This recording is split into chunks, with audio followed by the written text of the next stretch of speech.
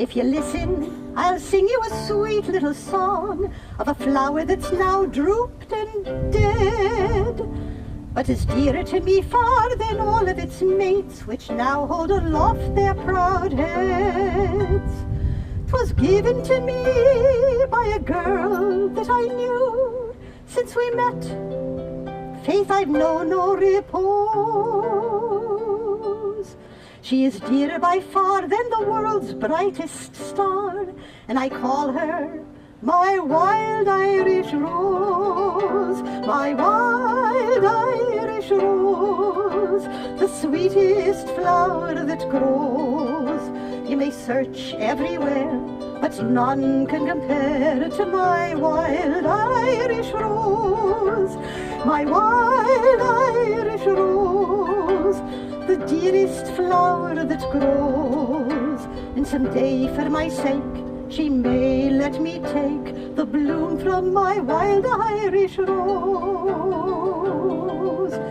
You may sing of your roses, which by other names would smell just as sweetly, they say.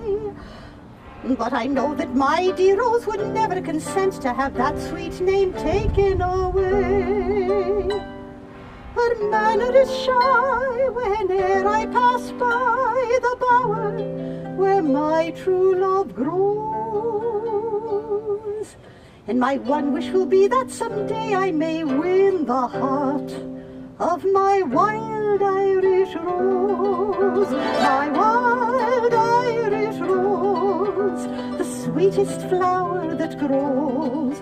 You may search everywhere, but none can compare to my wild Irish rose, my wild Irish rose, the sweetest flower that grows. And someday, for my sake, she may let me take the bloom from my wild Irish rose. The pale moon was shining beyond the green mountain. The sun was declining beneath the blue sea. As I strayed with my love by that pure crystal fountain that stands in the beautiful vale of Tralee.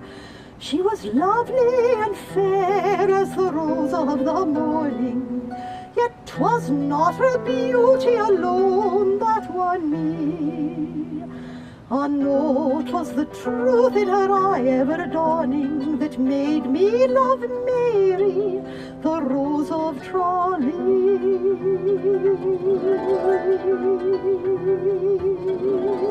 The cool shades of evening her mantle was shedding, when Mary, all smiling, was listening to me.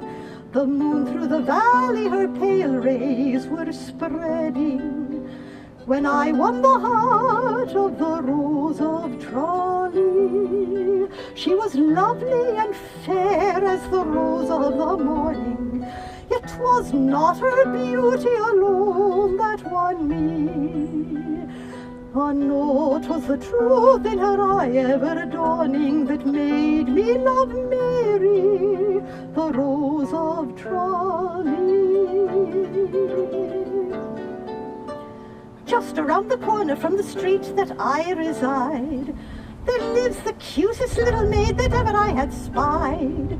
Her name is Rose O'Grady, and I don't mind telling you that she's the sweetest little rose that e'er in Ireland grew.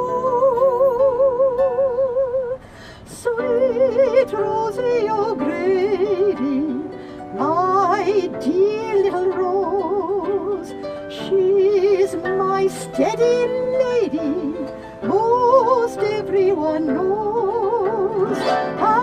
And when we are married, how happy we'll be. I love sweet Rosie O'Grady, and Rosie O'Grady loves me. I never shall forget the day she promised to be mine, as we sat telling love tales in the golden summertime.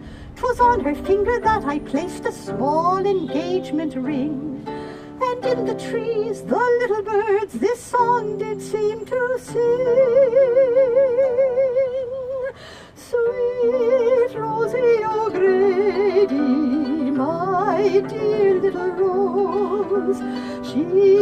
my steady lady, most everyone knows. And when we are married, how happy we'll be. I love sweet Rosie O'Grady, and Rosie O'Grady loves me. Now I'm going to be telling you a terrible story. Terrible, terrible story this is. It's a story about poor, kind, sweet, generous Mrs. Murphy. Now, Mrs. Murphy was the sweetest lady on the planet Earth, but she was also very poor. So she only had one pot, and in this one pot she did her washing in the morning and she did her cooking in the afternoon. Now she was giving a party for everybody and making her wonderful, wonderful fish chowder.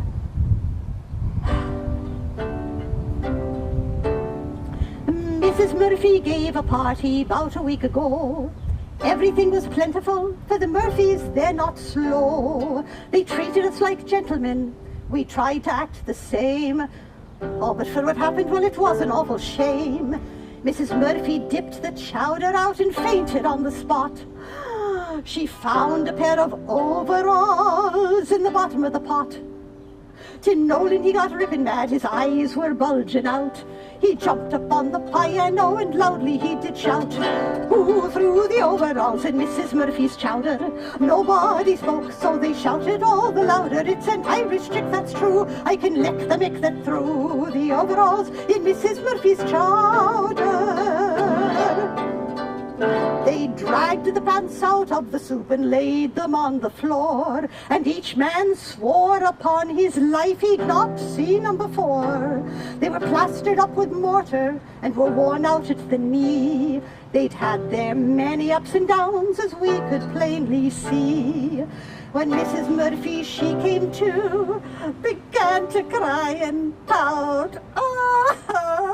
Oh, she'd had them in the wash that day, forgot to take 'em out.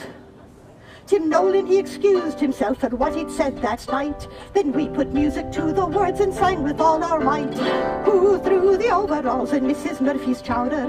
Nobody spoke, so we shouted all the louder, "It's an Irish trick, that's true, I can lick the mick that threw the overalls in Mrs. Murphy's chowder."